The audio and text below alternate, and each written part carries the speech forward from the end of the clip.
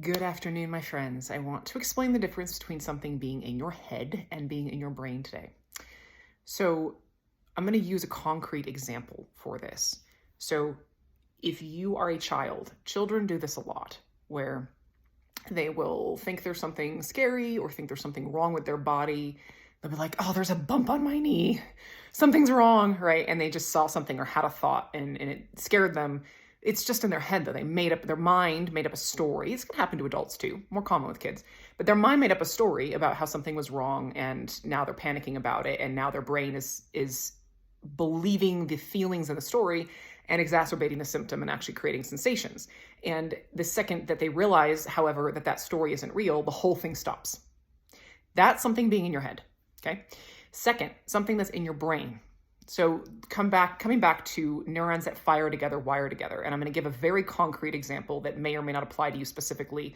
Please take the meat or the moral of this example, not the actual one. Let's say that a person is going through their perfect storm, a time of intense stress in their lives.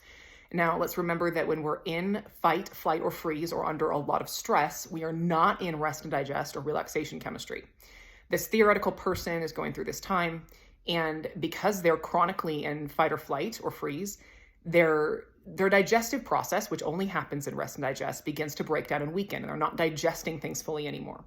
Let's say this person their body stops being able to fully break down the more complex proteins of gluten and casein. I don't know if I'm pronouncing that right, but milk protein is what I'm talking about.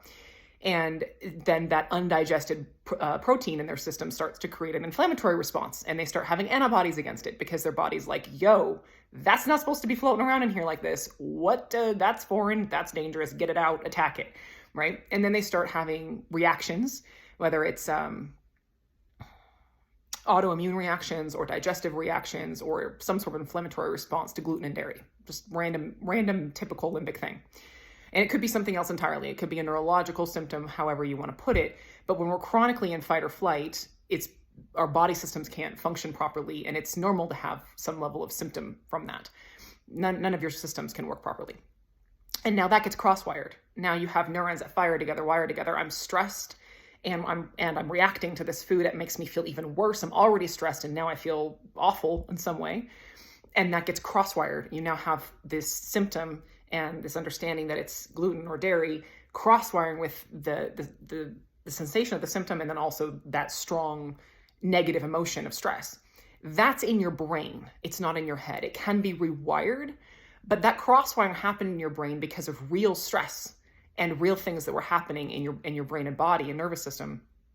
And even if you unmake up the story and tell yourself that gluten and milk are fine, gluten and dairy are fine, your body is still not in a relaxed enough state to be able to properly break that down. And you also still have, though, that fire, that neuron of the symptom cross-wired with the substance itself. So you've still got cross-wiring in the brain that needs to be rewired. And that's why in this process of limbic retraining and brain rewiring,